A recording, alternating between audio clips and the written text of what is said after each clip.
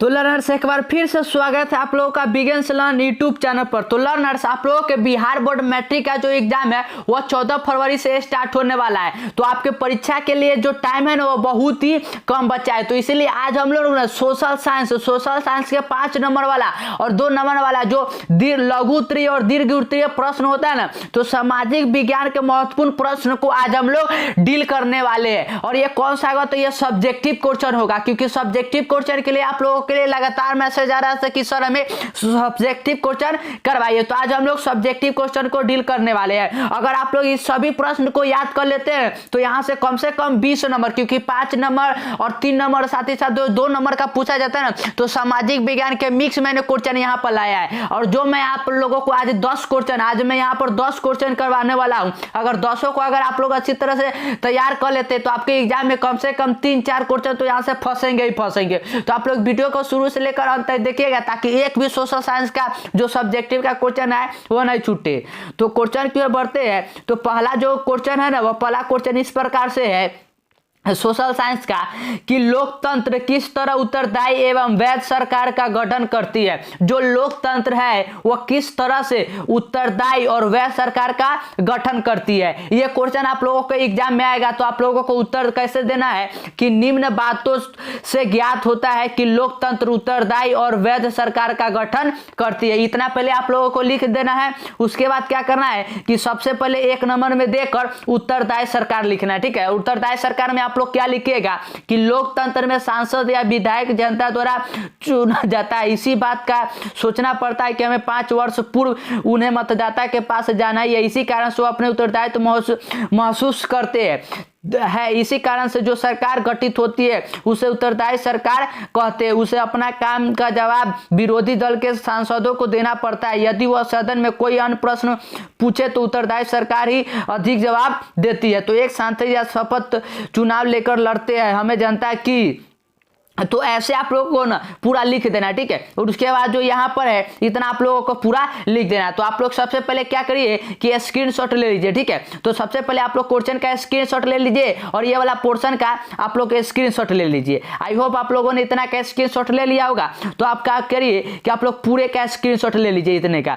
तो I hope आप लोगों ने स्क्रीनशॉट ले लिया होगा। तो इसके आगे की ओर बढ़ते हैं और दूसरे पॉइंट में आप लोगों को बनाकर क्या लिखना है कि वैध सरकार। क्या लिखना है? वैध सरकार। और वैध सरकार में लिखना है कि लोकतंत्र में सभी काम सरकार के संवैधानिक प्रावधानों के अनुसार होता है। सरकार के गठन के बाद जो भी काम करती है, ऐसे कर आप लोगों को ना पूरा यहां तक अच्छी सुंदर राइटिंग में आप लोगों को लिख देना, ताकि एक भी नंबर आप लोगों का एग्जामिनर जो है ना वह काट नहीं पाए। तो आप लोग क्या करिए कि इस वाले पॉइंट का भी स्क्रीनशॉट अच्छी तरह से ले लीजिए और ऐसे ही आप लोगों को लिख देना है। तो क्वेश्चन नंबर 1 कंप्लीट हो चुका है। तो क्वेश्चन नंबर 2 की ओर बढ़ते हैं ना। तो क्वेश्चन नंबर 2 इस प्रकार से है कि भारतवर्ष में लोकतंत्र कैसे सफल हो सकता है। हमारे भारतवर्ष में लोकतंत्र जो है यह कैसे सफल हो जाता है। और यह 5 नंबर का क्वेश्चन है। ये दोनों जो मैंने पहला और ये दूसरा करवा रहा हूं, यह 5-5 नंबर का क्वेश्चन है। तो कैसे हो सकता है, तो उत्तर में आप लोग लिखिएगा कि भारतवर्ष में लोकतंत्र कैसे सफल हो सकता है। यह एक विचित्र बात है। कौन कहता है कि भारत में लोकतंत्र सफल नहीं हो सकता है। विश्व में भारत ही ऐसा देश है जहां लोकतंत्र सभी समस्या उत्पन्न नहीं हुई है। जब से संविधान लागू हुआ, ठीक समय पर चुनाव होते हैं। इसके अलावा विपरीत देशों में शासन का सामना करना पड़ता है। कुछ दिन सैनिक शासन करने के बाद चुनाव होता है। ऐसे करके ठीक है आप लोगों को ना पूरा लिखना है। तो इसके लिए मैं छोटा कर देता हूं। तो इसे आप लोग स्क्रीनशॉट ले लीजिए। ठीक है, तो आप लोग फटाफट से इसका क्या करिए कि स्क्रीनशॉट ले लीजिए। ठीक है, या फिर आप लोग क्या करिए कि आधा कर स्क्रीनशॉट, पहले इतने का स्क्रीनशॉट ले लीजिए। उसके बाद क्या करिएगा कि आप लोग इतने का स्क्रीनशॉट ले लीजिए और जैसे मैंने लिखा है ना उसी प्रकार आप लोगों को लिखना है, ताकि एक भी नंबर एग्जामिनर न काटे और 5 नंबर आप लोगों को मिल जाए। क्वेश्चन नंबर 3 की ओर बढ़ते हैं। तो क्वेश्चन नंबर 3 में क्या है कि उपनिवेशवाद से आप क्या समझते हैं और औद्योगिकीकरण ने उपनिवेशवाद को जन्म दिया कैसे। उपनिवेशवाद जो होता है उससे आप लोग क्या समझते हैं और औद्योगिकीकरण ने उपनिवेशवाद को जन्म दिया कैसे, ये आप लोगों को बताना है। तो ये उत्तर में आप लोग क्या लिखिएगा कि जब कोई देश अपनी सैनिक शक्ति के बल पर अन्य देश पर कब्जा कर वहां आसन करने लगता है तो इस पद्धति को हम लोग उपनिवेशवाद कहते हैं। जैसा कि ब्रिटेन द्वारा भारत पर अधिकार जमा कर लेना, फ्रांस द्वारा हिंदुस्तान पर अधिकार जमा कर लेना आदि। मतलब ऐसे ही करके आप लोगों को लिख देना है। तो इसके लिए आप लोग भी क्या करिए कि इसका स्क्रीनशॉट ले लीजिए। पहले आप लोग इतने का स्क्रीनशॉट ले लीजिए। तो आई होप आप लोगों ने इतना का स्क्रीनशॉट ले लिया होगा। तो इसके आगे के स्क्रीनशॉट आप लोग यहाँ से ले लीजिए, ठीक है। इतने क्या आप लोग स्क्रीनशॉट ले लीजिए और जैसे मैंने यहाँ पर आप लोगों को बताया ना वैसे ही आप लोग लिखिएगा, ठीक है, ताकि पूरा नंबर आप लोगों को मिले। क्वेश्चन नंबर 4 की ओर बढ़ते हैं। तो क्वेश्चन नंबर 4 इस प्रकार से है कि अर्थव्यवस्था की संरचना से आप क्या समझते हैं, इन्हें कितने भागों में बांटा गया है। अर्थव्यवस्था की संरचना से आप लोग क्या समझते हैं और इन्हें कितने भागों में बांटा गया है। तो आंसर में आप लोग लिखिएगा कि अर्थव्यवस्था की संरचना लिख के कि अर्थव्यवस्था में विभिन्न प्रकार की आर्थिक क्रियाएं होती है, जैसे कृषि, उद्योग, व्यापार, बैंकिंग, बीमा, परिवहन, संचार इत्यादि। अर्थव्यवस्था की संरचना को मुख्यतः 3 क्षेत्रों में बांटा गया। कितने क्षेत्रों में? 3 क्षेत्रों में। पहला लिखिएगा प्राथमिक क्षेत्र, दूसरा द्वितीयक क्षेत्र, तीसरा तृतीयक क्षेत्र हो जाएगा, ठीक है। और उसके बाद करने के बाद आप लोग क्या करिएगा कि प्राथमिक क्षेत्र ऐसे लिख लीजिएगा, ठीक है। प्राथमिक क्षेत्र में आप लोग प्राथमिक क्षेत्र पहले में देख उसके बाद प्राथमिक क्षेत्र कृषि क्षेत्र भी कहा जाता है, ऐसे कर लिख लीजिएगा। तो आप लोग स्क्रीनशॉट फटाफट से ले लीजिए, ठीक है।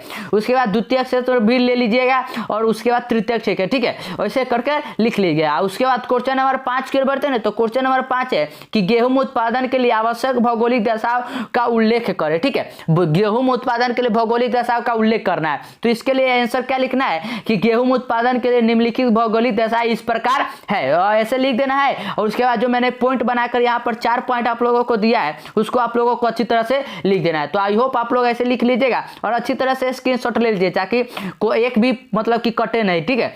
और उसके बाद क्या लिखा है कि उत्पादक क्षेत्र भी लिख दे रहा है, ठीक है, उत्पादक क्षेत्र, ताकि एग्जामिनर को लोग कि हाँ मतलब कि जो स्टूडेंट दिया है उसके पास नॉलेज है, ठीक है। ऐसे कर कर आप लोग उत्पादक क्षेत्र भी लिख दीजिएगा। तो इसका भी स्क्रीनशॉट आप लोग ले लीजिए। तो क्वेश्चन नंबर 6 की ओर बढ़ते हैं ना।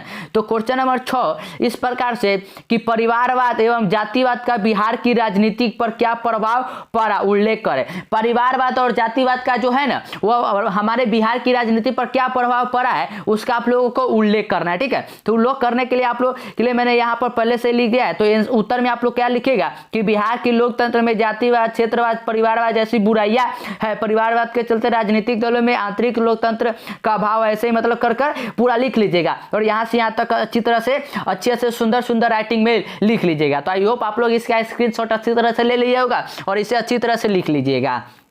और ये सभी क्वेश्चन ना आपके फाइनल एग्जाम जब होगा ना तो उसमें छपे के छपे मिलेंगे, तो इसलिए आप एक भी पॉइंट को मिस नहीं करिए।